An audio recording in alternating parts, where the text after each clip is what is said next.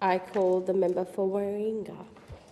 Thank you, Madam Deputy Speaker. Recently, the Sydney Morning Herald ran a story with a headline that should stop every member of Parliament in this place. Never seen so many grown men cry, the everyday Aussies who can't afford another disaster. That is what failing to prepare for climate risks looks like. Families unable to afford insurance, communities rebuilding from one disaster while fearing the next, people who simply cannot absorb any more losses, communities devastated, droughts, bushfires and risks escalating. Australia's insurance system is flashing red and the government is not responding with anything like the urgency required. APRA estimates around 1 in 7 Australian households are likely to be uninsured because of affordability pressure. By 2050, that could rise to 1 in 4, with the protection gap exceeding 40% in rural Australia. Not that I'm hearing too many members representing rural Australia elevating concerns around climate risks and the issue that poses for insurability. This is not just an insurance problem, though. It's a housing, a cost of living and a financial stability problem. If a home cannot be insured, it becomes harder to mortgage, it becomes harder to sell. If businesses can't get cover, investment suffers. And when disasters strike an uninsured community, the cost does not disappear.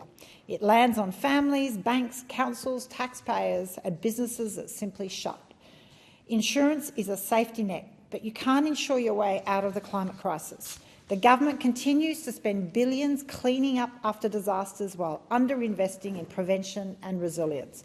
The Disaster Ready Fund provides up to $1 billion over 5 years, but the current round is only $142 million. I ask the government, what are you doing?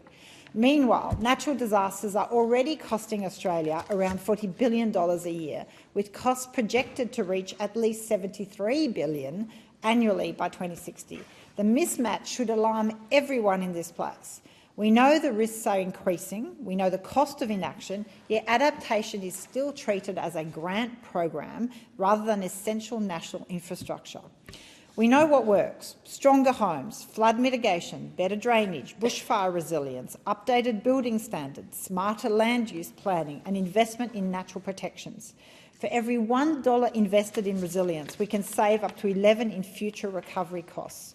Yet on 30 June, the government allowed funding for the Multi-Hazard Resilience Rating Scheme, one of the only elements that actually help householders mitigate and adapt their properties, to expire.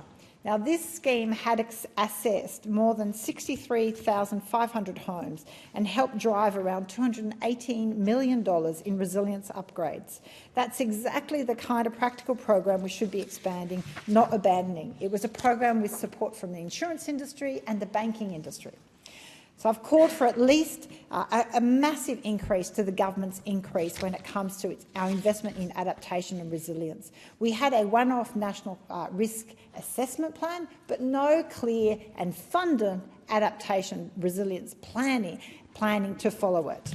We can clearly, if we want to put this commensurate to defence, we need 0.25% of GDP to be invested each year in climate adaptation and resilience, and back that with a climate resilience facility. We need to make polluters pay for the damage that they are causing to individual Australians. Households should not be left carrying the growing bill for climate damage while major fossil fuel companies continue to profit from the pollution driving it.